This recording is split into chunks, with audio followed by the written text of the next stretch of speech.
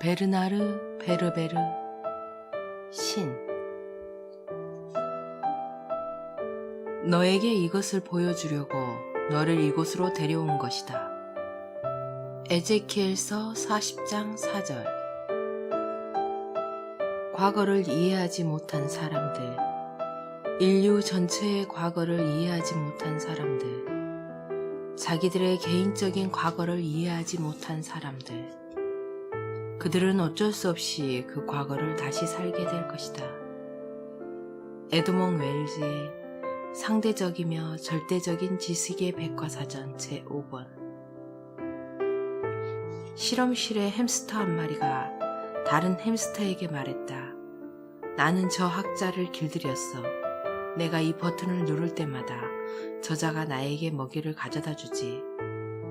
프레디 메르. 제1장 백과사전. 태초에 무가 있었다. 태초에는 아무것도 존재하지 않았다. 어떠한 빛도 어둠을 흩뜨리지 않았고 어떠한 소리도 고요를 깨뜨리지 않았다. 도처에 공허가 가득했다. 최초의 힘인 중성의 힘이 지배하던 때였다. 하지만 공허는 무언가가 되기를 꿈꾸고 있었다. 그때 무한한 우주공간 한복판에 하얀 알이 나타났다. 모든 가능성과 모든 희망을 품고 있는 우주알이었다. 이 알에 금이 가기 시작했다. 에드몽 웰즈의 상대적이며 절대적인 지식의 백과사전 제5권. 제2장 나는 누구인가. 옛날에 나는 인간이었다. 그 다음에는 천사였다. 이제 나는 무엇이 될까? 3장 백과사전. 태초에 우주알이 폭발했다. 그것은 0년, 0월, 0일, 0시, 0분, 0초에 일어났다. 시원의 알을 싸고 있던 껍질은 두 번째 힘인 분열의 힘에 의해 288개의 조각으로 부서졌다. 우주알이 폭발할 때 빛과 열기가 분출했고 먼지가 크게 일어 어둠 속에서 반짝이는 가루로 퍼져나갔다. 하나의 우주가 탄생한 것이다. 시간이 흐르기 시작했고 입자들은 널리 퍼져나가면서 시간의 교향곡에 맞춰 춤을 추었다. 에드몽 웰즈의 상대적이며 절대적인 지식의 백과사전 제5권. 4장 도착. 나는 날고 있다.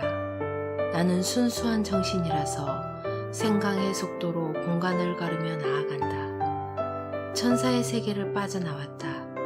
이젠 어디로 가는 거지? 나는 천천히 활공한다. 눈앞에 한 줄기 빛이 보인다. 빛이 내 영혼을 흐린다. 나 자신이 불꽃에 이끌리는 나방처럼 느껴진다. 우주 공간의 외딴 곳에 행성 하나가 있다. 해가 2개 뜨고 달을 3개 거느린 행성이다. 내 영혼이 행성의 대계를 가른다. 행성의 표면이 나를 끌어당기고 있는 것이다. 낙하가 시작되었다. 놀랍게도 이젠 양력이 작용하지 않는다. 나는 중력에 이끌리고 있다. 아래쪽에서 태양이 다가든다. 내가 낙하하는 것이 아니라 바다가 나를 향해 돌진해 오는 듯하다. 낙하하는 동안 나에게 변화가 일어난다. 순수한 정신이던 내가 고체로 바뀌고 내 피부가 불투명해지는 것이다. 먼저 발과 다리가 나타나고 그 다음에는 팔과 얼굴이 모습을 드러낸다. 투명한 거죽이 있던 자리에 이젠 발그레하고 불투명한 살갗이 있다. 발가락에 충격이 느껴진다. 찰싹하는 소리와 함께 거울처럼 맑은 터키옥 빛깔의 물결이 부서진다. 나는 물에 잠긴다. 차갑고 끈끈하고 불쾌하다. 숨이 막힐 듯이 갑갑하다. 이게 어찌된 일인지. 나에겐 공기가 필요하다. 나는 버둥거린다. 어떻게든 다시 올라가야 한다. 짠물 때문에 눈이 따끔거린다. 나는 눈을 꼭 감고 팔 다리를 정신없이 놀린다. 마침내 수면 위로 올라갔다. 나는 숨을 크게 들어 마신다. 휴, 물 밖으로 나오니 이제 좀 살 것 같다. 순수한 정신이었던 내가 숨을 쉬고 있다. 처음엔 불안한 느낌이 들더니 이내 기분이 좋아진다. 나는 허파를 비운 뒤에 공기를 들이마셔 다시 가득 채운다. 들숨과 날숨. 지구에서 인간으로 태어날 때에 고고를 울리며 처음으로 공기를 들이마신 일이 생각난다. 일단 허파로 숨을 쉬기 시작하면 공기 없이는 더 이상 살 수 없다. 공기란 날 때부터 누구도 벗어날 수 없는 중독 물질인 것이다. 내 허파 꽈리들이 작은 고무풍선처럼 부풀어 오른다. 나는 눈을 뜨고 하늘을 올려다본다. 저 위로 구름을 향해 날고 싶다. 하지만 이제 나는 중력의 포로다. 내 영혼을 감싸고 있는 육신이 느껴진다. 나는 육신 때문에 무겁다. 내 뼈는 단단하고 내 살과 되는 감각이 있다. 한 가지 무서운 생각이 퍼뜩 떠오른다. 몸소리가 절로 난다. 나는 이제 천사가 아니다. 그렇다면 다시 인간으로 돌아간 것일까? 5장 백과사전 태초에. 몇 초가 지나자 일부 입자들이 한데에 합쳐지기 시작했다. 세 번째 힘인 결합의 힘에 이끌린 것이다. 중성의 힘을 나타내는 중성자들이 양전하를 지닌 양성자들과 결합하여 원자핵을 형성했다. 음의 전기를 띤 전자들은 원자핵 주위를 돌며 완벽한 평형을 이루어냈다. 세 가지 힘이 한데 어우러져 저마다 자기 자리를 찾고 서로 간에 적당한 거리를 잡음으로써 원자라는 더 복잡한 단위를 만들어낸 것이다. 결합의 힘을 표상하는 이 원자가 출현함으로써 에너지는 물질로 변한다. 이것이 만물의 진화 과정에서 나타난 첫 번째 도약이다. 하지만 물질은 더 높은 단계에 도달하기를 꿈꾸었다. 그리하여 생명이 나타났다. 생명은 우주의 새로운 경험이다. 생명은 분열과 중성과 결합이라는 세 가지 힘의 자취를 우주를 심장에 새겼다. 그것이 바로 DNA다. 에드몽 웰즈의 상대적이며 절대적인 지식의 백과사전 제5권 6장 현신. 순수한 정신이었다가 다시 물질로 된 존재로 돌아간다는 것은 얼마나 어려운 일인가. 육신은 무겁다. 천사가 되면서 잊고 지냈던 사실이다. 육신의 내부에서 신경과 갖가지 대롱과 꾸르륵 소리를 내는 자루 따위가 꼬물꼬물 움직이는 것이 느껴진다. 심장이 팔딱거리는 것과 목구멍으로 침이 넘어가는 것도 느낄 수 있다. 나는 완전히 새로 난 하얀 이들이 벌쭉 드러나도록 하품을 한다. 으흠 하고 기침도 한다. 턱을 쓸어보고 몸을 여기저기 더듬어 보기도 한다. 분명 나에게 육신이 돌아왔다. 지구에서 인간으로 살던 때와 똑같은 모습이다. 그리고 나는 이제 귀로 소리를 듣는다. 모든 것을 영혼으로 듣고 이해하던 시절은 갔다. 이젠 날 수도 없으므로 나는 헤엄쳐 나아간다. 헤엄이란 얼마나 힘든 이동 방식인가. 느리고 금세 지치게 만든다. 이윽고 멀리에 섬이 하나 보인다. 7장 백과사전 태초에. 하지만 새로 태어난 이 우주는 생명의 출현이라는 경험에 만족하지 않았다. 생명은 더 높은 단계에 도달하기를 꿈꿨다. 그래서 다양하게 분화하고 번식하면서 형태와 색깔과 체온과 행동 따위에 관한 실험을 하기 시작했다. 오랜 모색과 거듭된 시행착오 끝에 마침내 생명은 진화를 계속하기 위한 이상적인 도가니를 찾아냈다. 인간이 출현한 것이다. 인간의 몸은 206개의 뼈로 이루어진 골격으로 지탱되며 근육과 혈관과 지방 조직 등이 두껍고 탄력 있는 살갗에 쌓여 있다. 뿐만 아니라 인간은 몸의 윗부분에 대단히 정교한 중앙신경계를 갖추고 있다. 이 신경계는 시각, 청각, 촉각, 미각, 후각의 감각기관에 연결되어 있다. 생명은 인간을 통해서 지능의 실험을 할 수 있었다. 인간은 성장하고 번식하고 다른 동물들과 대결했다. 자기들끼리 싸움을 벌이기도 했다. 그런데 생명은 인간의 출현으로 만족하지 않고 더 높은 단계에 도달하기를 꿈꿨다. 그리하여 다음 단계의 실험, 곧 의식의 모험이 시작될 수 있었다. 생명은 여전히 태초의 세 가지, 힘, 곧 결합, 분열, 중성 에너지의 추동을 받고 있었다. 에드몽 웰지, 상대적이며 절대적인 지식의 백과사전 제5권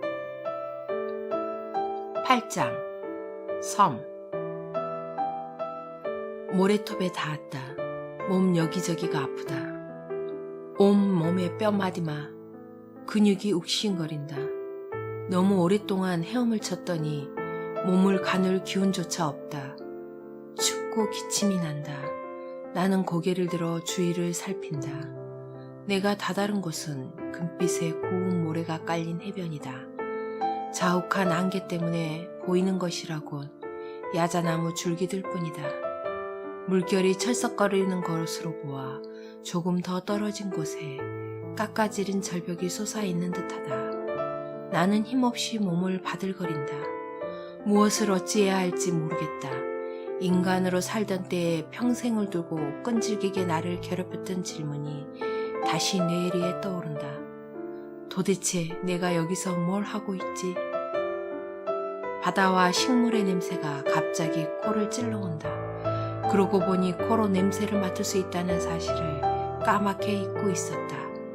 주위에 무수한 냄새들이 감돌고 있다. 다사로운 공기에 요오도와 꽃향기, 꽃가루와 불과 이끼의 냄새가 가득하다. 코코넛과 바닐라와 바나나 향기도 섞여 있다. 달짝지근한 냄새도 난다. 아마 감초 냄새일 것이다. 나는 눈을 크게 뜨고 다시 주위를 살핀다. 나는 외딴 행성에 있는 어느 섬에 와 있다. 수평선 어디를 둘러봐도 다른 무튼 보이지 않는다. 식물을 제외하고 이 섬에 어떤 생명 형태가 존재하기는 하는 것일까? 그 물음에 답이라도 하기라도 하듯 개미 한 마리가 발가락을 타고 올라온다. 물 위에서 흘러떨어져 나온 개미인 모양이다. 나는 손가락을 하나 뻗어 개미가 올라오게 한 다음 눈앞으로 가져온다.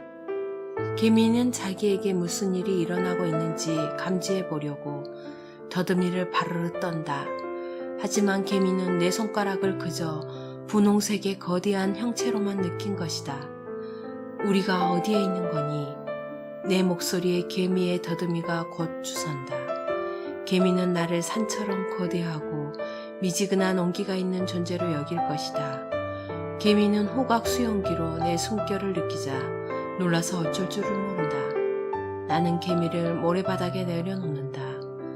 개미는 갈지자를 그리며 재빨리 달아난다. 천사 시절에 나를 가르쳤던 에드몽 웰즈는 인간 세상에서 개미 전문가였다. 그가 있었다면 개미들과 어떤 대화를 하는지를 가르쳐 주었을지도 모른다. 하지만 이제 나는 혼자다. 그때 느닷없는 외마디 소리가 공기를 가른다. 분명 사람이 울부짖는 소리다. 부장, 백과사전, 알지 못하는 것을 마주할 때의 두려움. 인간은 아직 알지 못하는 것을 대할 때 가장 큰 두려움을 느낀다. 그 미지의 것이 적대적인 존재일지라도 일단 정체가 밝혀지면 인간은 안도감을 느끼게 된다. 반면에 상대의 정체를 알지 못하면 상상을 통해 두려움을 부풀리는 과정이 촉발된다. 그리하여 각자의 내면에 도사리고 있던 악마, 가장 고약하고 위험한 존재가 나타난다. 미지의 존재와 마주하고 있다고 생각하면서 사실은 자신의 무의식이 지어내는 환상적인 괴물과 대면하는 것이다. 하지만 바로 이 순간에 인간의 정신이 최고 수준으로 기능하는 뜻밖의 현상이 벌어지기도 한다. 이럴 때의 인간은 주의 깊고 명민해지며 자신의 감각 기능을 온전히 발휘하여 상대를 이해하려고 애쓴다. 그럼으로써 두려움을 다스리고 미처 몰랐던 자신의 재능을 발견하게 되는 것이다. 미지의 존재는 인간을 자극하기도 하고 매혹하기도 한다. 인간은 미지의 것을 두려워하면서도 그런 것과 대면하기를 바란다. 자신은 애가 미지의 것에 적응하기 위해 해결책을 찾아내는지 알아보고 싶은 것이다. 아직 이름이 붙어 있지 않은 미지의 존재는 무엇이든 인류를 위한 새로운 도전을 유발할 수 있다. 에드몽 웰즈의 상대적이며 절대적인 지식의 백과사전 제5권 10장 첫 만남. 비명은 절벽 위에서 들려왔다. 나는 절벽 쪽으로 내달린다.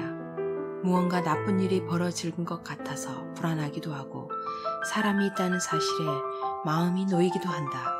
나는 빠르게 돌진하여 가팔막을 기어오른다. 숨을 헐떡거리며 절벽 위에 다다라 보니 한 사람이 배를 깔고 엎드려 있다. 고대 로마인들이 입던 것과 같은 하얀 토가를 걸친 남자다.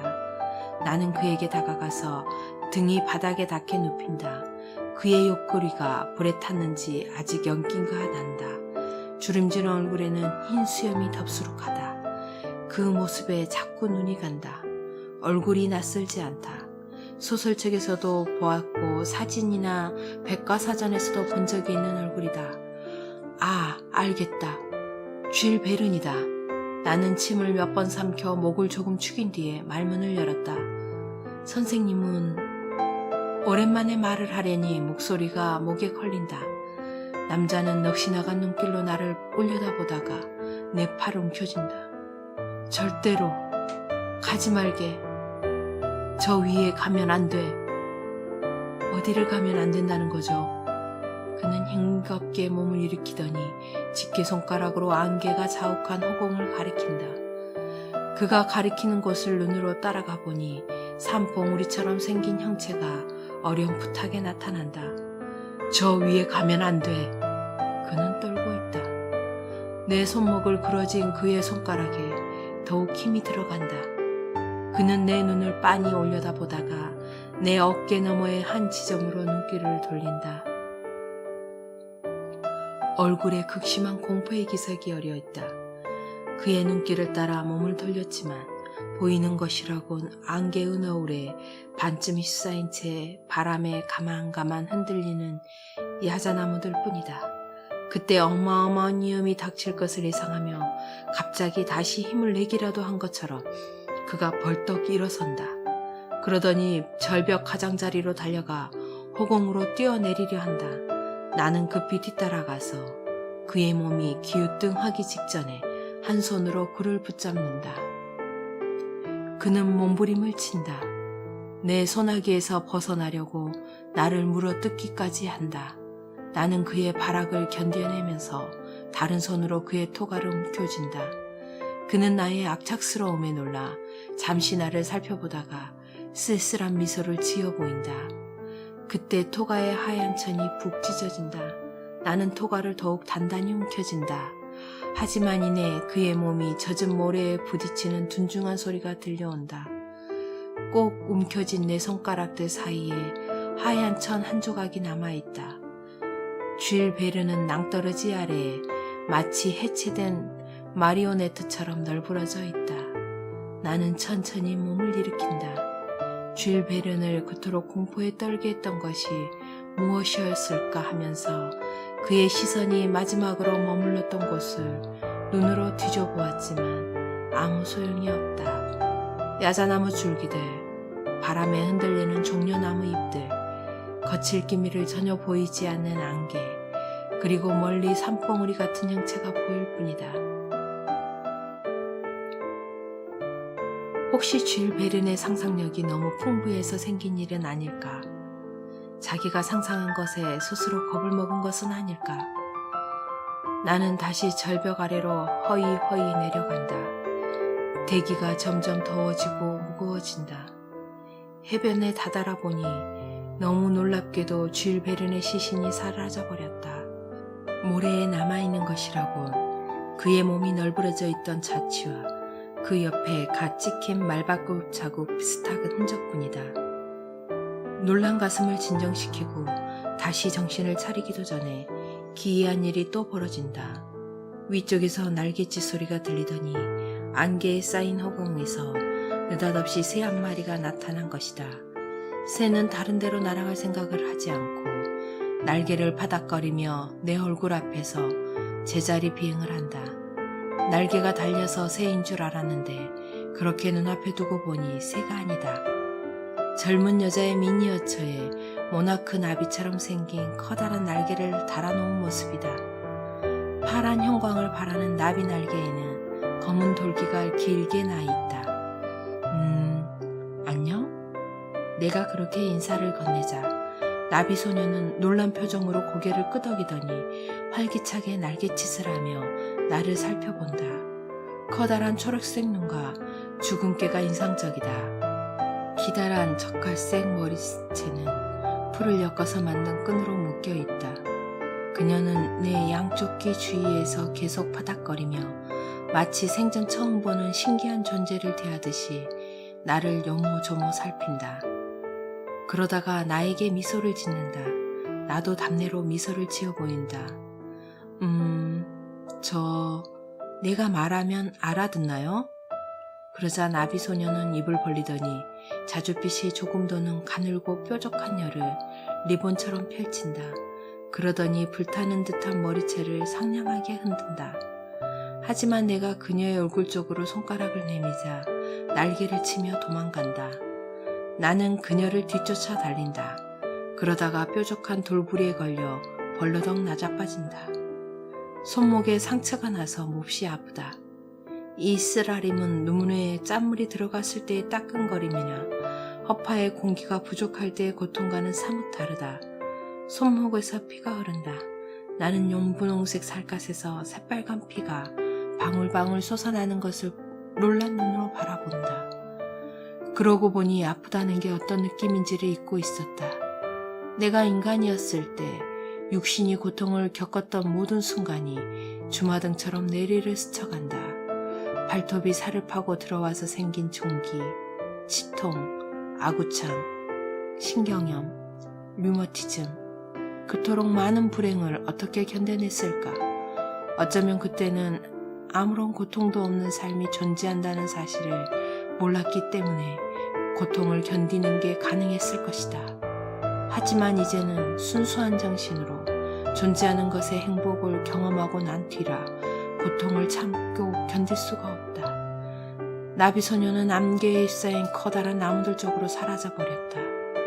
도대체 나는 어떤 세계에 당도한 것일까?